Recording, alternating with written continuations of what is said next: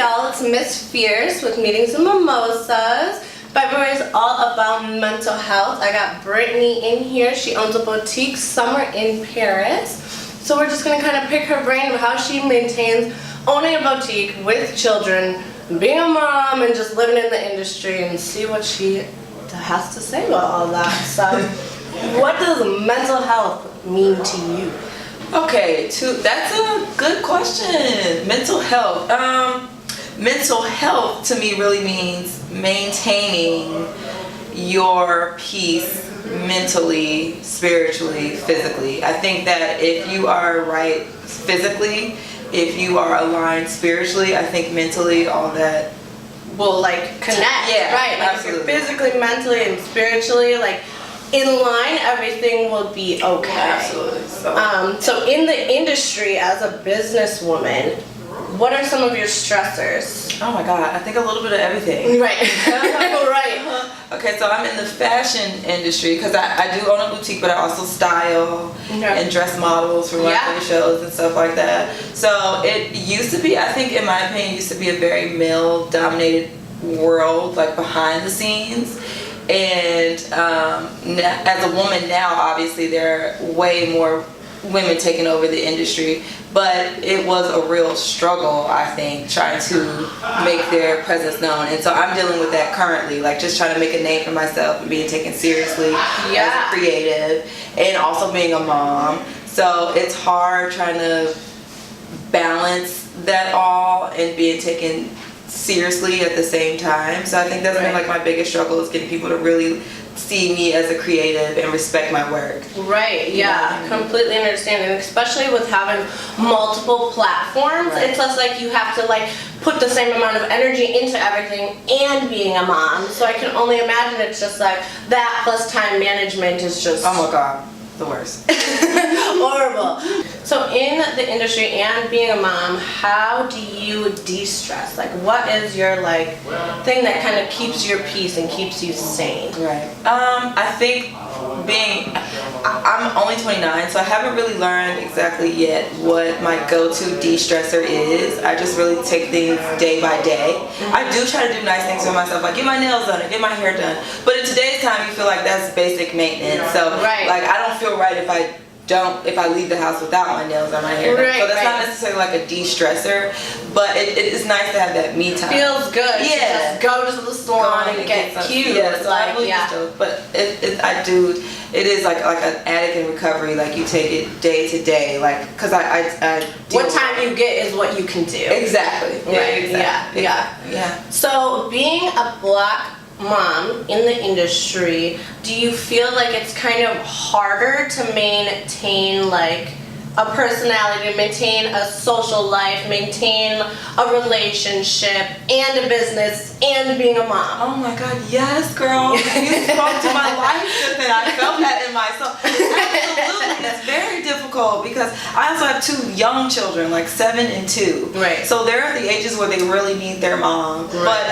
I'm also at the age where I really need to grind. So the two really kind of clash. From time to time. It's like I have to sacrifice one or the other to make sure that one need or one want is fulfilled in that moment. So you know, it's a struggle, but I think I'm doing the best that I can. Right. And I'm not gonna stop. I'm not gonna give up. You don't have a choice. Yeah. Right. Like you don't have a choice. Have you ever gotten to the point where somebody was just like, okay, sit down, take a break, take a breather, like, you know, kind of calm down because you get so anxious with like maintaining everything? Like, is there somebody in your life that's just like, you're doing good, like you know? I think I'm my biggest critic. And also like my biggest fan, if that makes any sense. And I'm that person that says, girl, look, you're doing too much, sit down. Because people around me, I don't know, I have a really strong personality at times. I think they might even be afraid to try to tell me about what I got going on. To either hurt your feelings or piss you off. Exactly. Because they don't know which one. Right, you never know. Yeah, so I'm the one that does that for myself. Like, girl, sit down, take a break, or go harder, do this, do that. You know? Right. Yeah. So with that being said, like you kind of just maintain your mental health by yourself, really. Yes, but although I'm a firm believer in counseling, I'm a firm believer in writing because I write a lot of journal. Okay. Like you have to have some sort of outlet to get it out. I don't believe at all that one person can handle their whole mental all the time. Yeah. You know what I mean? So when I feel the need, I'll reach out to some friends or family and really get off my chest what I need to say. What you need to say. Yeah, right. I don't ever try to just hold my problems all to myself. Okay, yeah, that is like one of my next questions is like, you know, some people hold on to losses or problems that have happened in the past, and like that kind of affects them every single day, and like that affects their personality. So you're not necessarily one of those people. I mean, I think I kind of am. Like, okay, from my past experiences, I'm not the most trusting of people. You know, I might be easier to, a little bit more defensive sometimes from past experiences that I may feel like are. Because at one point in your life, you've been fucked over so many times. It's just like if I have my guard down, I look dumb. Exactly. Completely. So that's a real struggle for me. Yeah. Absolutely. Yeah. So you do believe in therapy. What about antidepressants and more medication and that type of? No, I've never been. No. If I'm gonna self-medicate, it's gonna be something herbal. Weed. Right. Weed. Oh no, you know. But I've never believed in medications because I think that mental health has a lot to do with what you eat, the people you surround yourself with, and a man-made drug for me isn't going to help my hormones. It's gonna take it down. Yeah. It's either gonna keep it stagnant or take it down. Right, exactly. Right, and in this industry we can't stay stagnant, right? You know, you gotta kind of always keep progressing. So there's there been a time in your life where you kind of sacrificed your mental health to do all of the things you do, and where you're like, well, I don't have time to have a meeting, I don't have time to cry it out, like you just kind of just like, well, fuck it, let's go. I mean, I think you can relate to this, like being a creative in itself is a really big struggle in a society where people are constantly telling you, no, don't do it like that, or oh, that's weird, people, I don't understand it. Like, if people don't understand something, they naturally just bash it. Yeah. And growing up with that, I think that really tried my mental health. Because I was always the girl to wear like purple pants and create my own sort of tops out of old jeans and make pillows. And I was made fun of. Right. For the longest because people just didn't understand that I was creative. And now I look up, I'm an adult and I design and I sew and I have a store. And it's like, this is what I've been doing since I was 6. But because I couldn't understand it and because others didn't necessarily understand it at the time, they bashed. So, you know, that can really take a toll on how you view yourself. And especially when you are younger, like somebody's opinion like affects you. And it's like, especially when it's physical appearance or the way you dress. Like as a woman, it's just like, all of us want to say like, no, it don't matter. We don't give a fuck what people say. We're confident or whatever. But it's just like, deep down, like when somebody says you're not doing enough, it's just like, well, I just took all that time and energy, I beat my face, I put, you know, and it hurts. It hurts because you're like, well, why am I not doing enough? But at the same time, like I had to tell myself, like, I'm not for you. Exactly. None of this is for you. Exactly. I don't do it like, you know, I'm like, you have kids, you have like your career, none of this is for anybody else besides myself and my family or your significant other, whatever. And I think that's super important to have that mindset because any type of negative energy or feedback or comments or especially on social media, people can say the meanest things and they're just like, you're like, wow, that was ugly of you. Yeah, exactly. I've gotten to the point now where I feel like people's negative energy and opinions of me are their burden to bear. It's not mine. Right, and it's just like, shame on you for even having the time of your day to formulate an opinion. And I don't know, you from a hole in the wall. Exactly. Right. Like for me, like I do a lot of the nude or risque modeling. Nobody in my hometown understands that. They just see a naked person. It's just like, well, this is art to damn near everybody else, you know? So you just kind of like, okay, well that's your opinion and I have mine and just kind of keep it pushing. Exactly. And I think that's important in the whole industry, in fashion and modeling and rap, everything. Absolutely. Like you kind of just have to have that confidence, but there's such a fine line between confidence and cocky. Oh, absolutely. You know, and I'm one to say that I do not like a cocky person. That just it turns me off. Like, confidence is amazing. Confidence and humbleness. It makes a great person. Oh my gosh, yes. And it's just like you have so many followers and stuff, and like people just automatically assume you're cocky. Yeah, absolutely. You know, and they're like, oh, she's not gonna fuck with me. Unrelatable. Yeah. Yeah, but it's just like, well, actually, what you see on my social media isn't like, it's what I choose for you to see.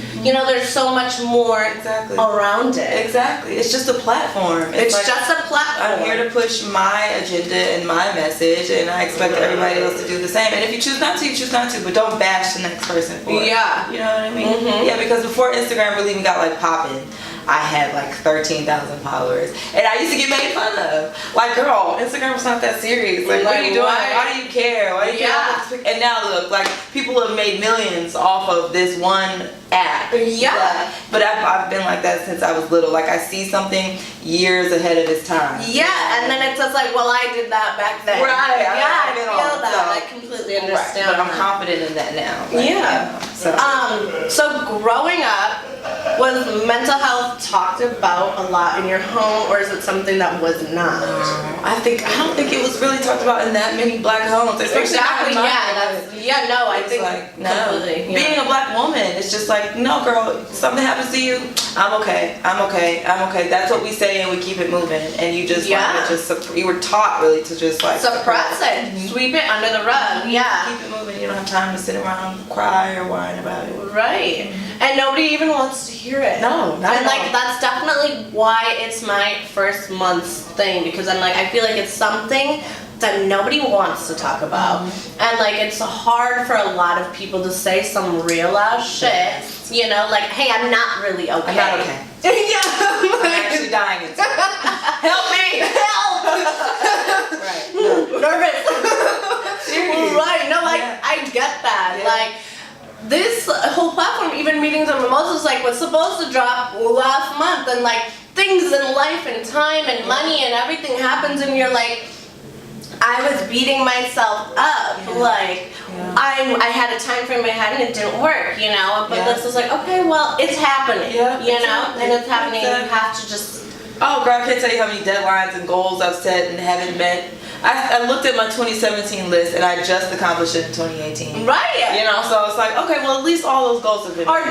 Yeah. Like, yes, I have this like checklist, and I'm like, I try to accomplish something like every day or every other day, but it's just like when I don't, I'm like, you know, I still kind of get down on myself because it's just like I had an idea of my time frame and what I wanted to do and an expectation. So it's just like, but you never know. Social media adds to those expectations that we then set for ourselves. Like, I can't look at your page and feel like I'm moving slow because you're where doing you're this, at. that, and the third. Yeah, you know what I mean? But we naturally just kind of do that. Like, and getting into that growing up, and like, our parents don't understand. They don't understand it, especially this industry. They're like, well, if you're doing this all for somebody, you know, or they have some type of thing to kind of bash it, or just like think that it's not important. But it's just like, well, this is my career choice. This is the industry I chose to be in.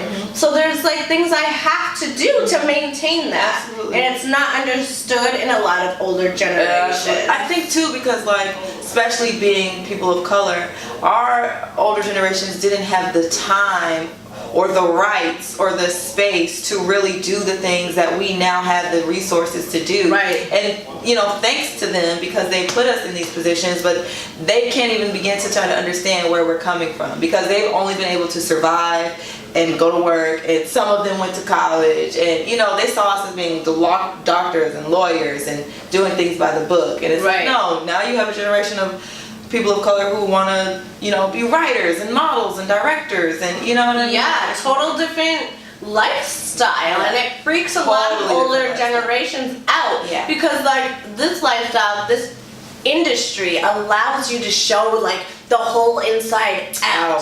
So I think that scares them. Like, my mom especially, she's like, I don't want someone to hurt your feelings. I don't want, you know, like, I don't want someone, you know, to like verbally attack you. But it's just like, well, you raised me strong enough to be okay. You know, like, that you just have to be confident in yourself that you raised me to be able to handle that. So like, getting into that, is mental health something you're really trying to instill in your kids? Oh my God, girl, yes. I think I mean, again, like I said, I think mental health has a lot to do with what you eat, who you surround yourself by, what your foundation is spiritually. And if I can just make sure that my kids are aligned at least with those things, like, because life is going to bring them different situations and scenarios where they will be depressed and they will get hurt. And I just can hope that those three things that I've instilled in them, like a healthy diet, healthy spirituality foundation, you know, like if I instill those things in them, that even whatever life throws at them, they know that they'll be okay at the end of the day. Right. You know, they're strong. And I think that's something that children really need, because that like builds them up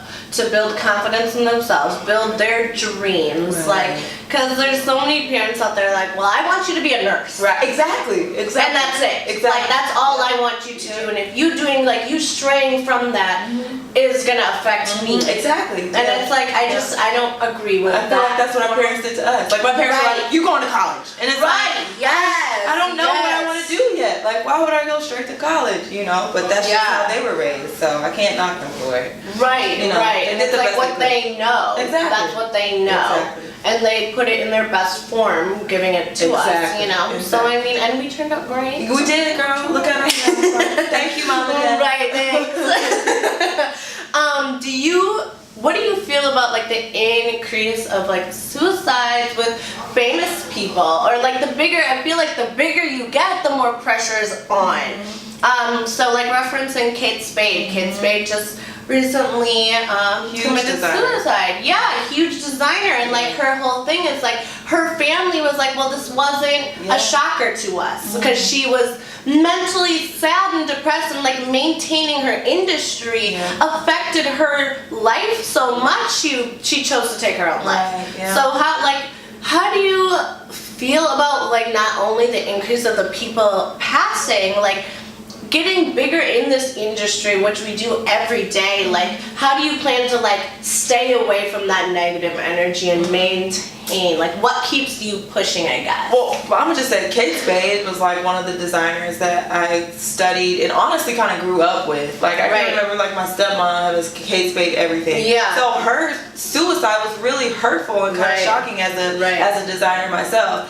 And she's a mom. Like, she had 2 kids, I think 2 or 3 kids, so it's really sad. But I just feel like the difference for me is I have God in my life. Like, I'm a very spiritual person. I don't go to church every Sunday, and I might not even pray every night. But I'm the type of person, like, if I'm in the middle of something, or maybe not even in anything, I'll just sit and I'll just say thank you to God for a minute, or just have a talk with Him, or meditate. It's like, I'm acknowledging what you have done. Exactly. Like, I'm very into my spirituality, and I feel like that's what's going to keep me afloat and level-headed as much as possible. Yeah, and I can honestly say I think that's like what keeping me going right now, because I was never spiritual. I didn't even know if I didn't not believe in God, but I didn't know. Yeah. Until I met Drea. Right. And like Drea, my girlfriend, she's very, not like very religious, but very spiritual, and like everything has a purpose. Like, we already have a plan for us. And it's like, my thing is, it's like I travel the world, you know, I'm always somewhere new and I don't know anybody. And this is like, okay, well, I wanted to find something that like made me not feel alone. Exactly. So like, I went to church for the first time last Sunday,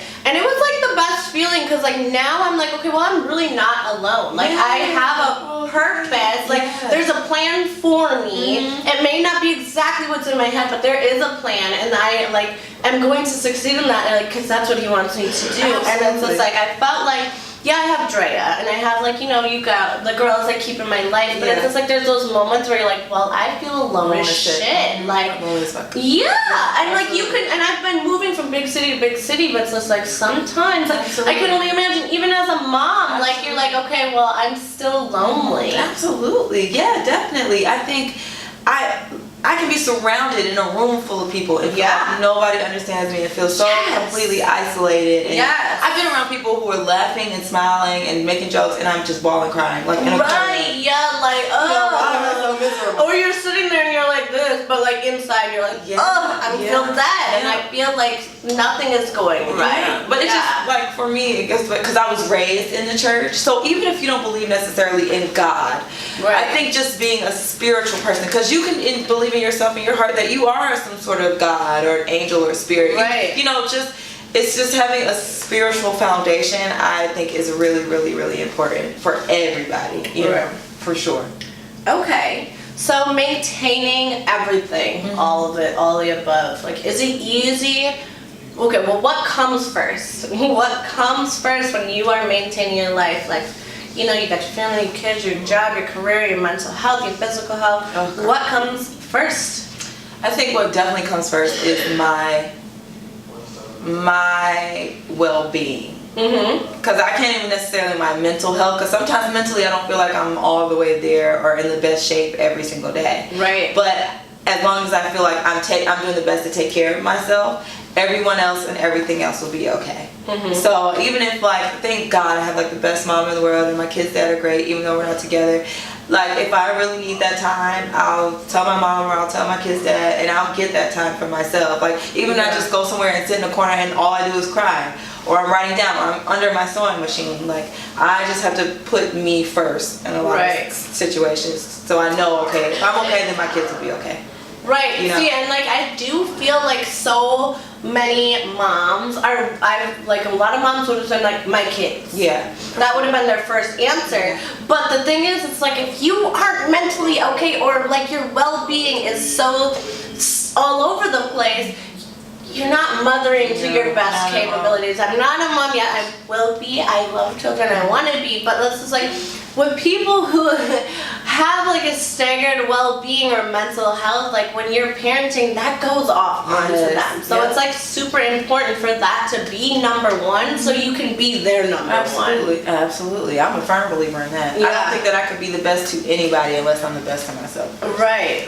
So what part of the industry is the hardest for you? So you have your boutique, you do the styling and the modeling and stuff like that. What part of the industry is hard? You know, the hardest for me has been the styling. Like, I can't tell you how hard it's been to really get people to take my styling work seriously. From because, you know, in the beginning, before I had my boutique, I was just styling, and I couldn't really get people to trust me to pull, because Atlanta also wasn't huge in the styling industry. Like, so boutique owners weren't really too keen on like personal stylists. Like, they were more so used to working with like wardrobe departments for movies and shows like that. So me, I'm just like this one stylist, like, hey, can I pull some clothes for this local artist for a photo shoot? And it's kind of like, what? No. So it took years. Who are you? To like build those relationships, and I got discouraged a lot of times, because I look up and it's like, you know, this person got to style this artist and it wasn't that good. Like, but I felt like a lot of people would look over my talent, but I had to learn that, you know what, my work will speak for itself. I can be in the right place at the right time, and as long as I keep putting positive energy out there, you know, I'll be back styling a major artist, because that's what I want to do. This year, it's definitely a major artist. Find them.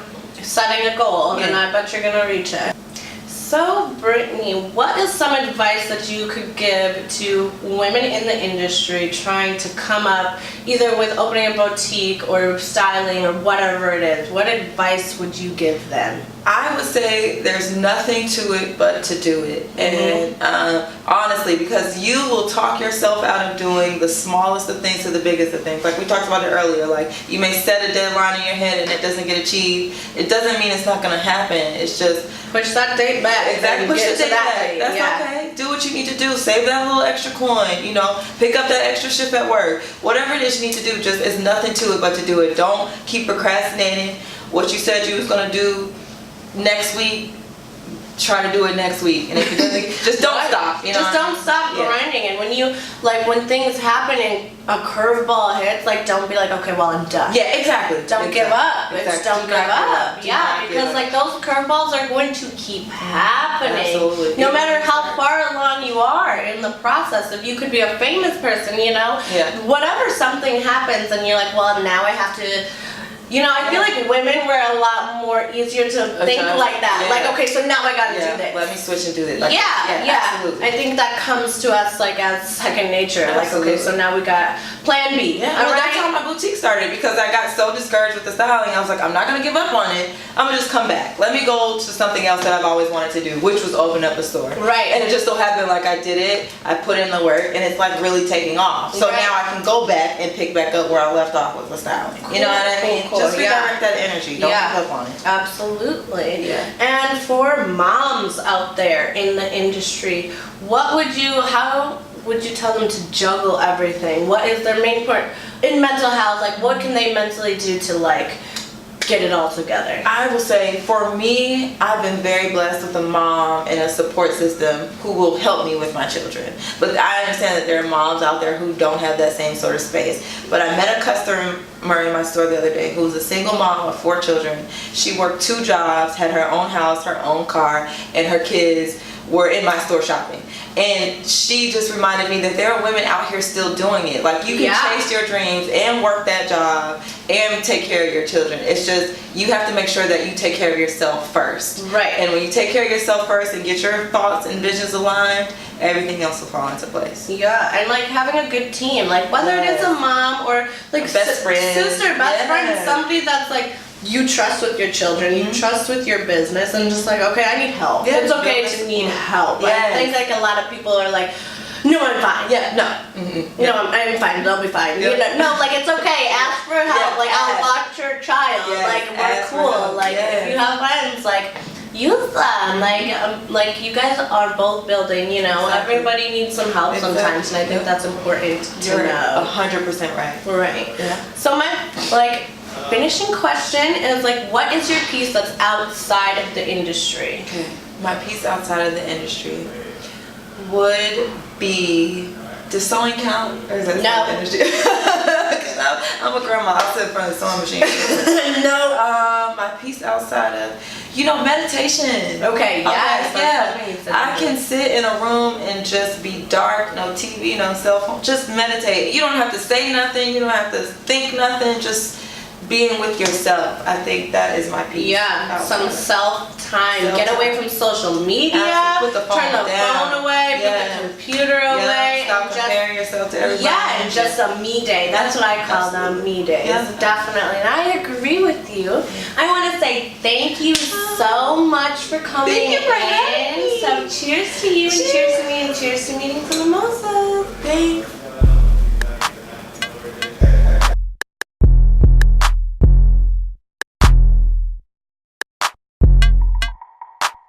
I got Brittni in here today. She owns a super cute boutique called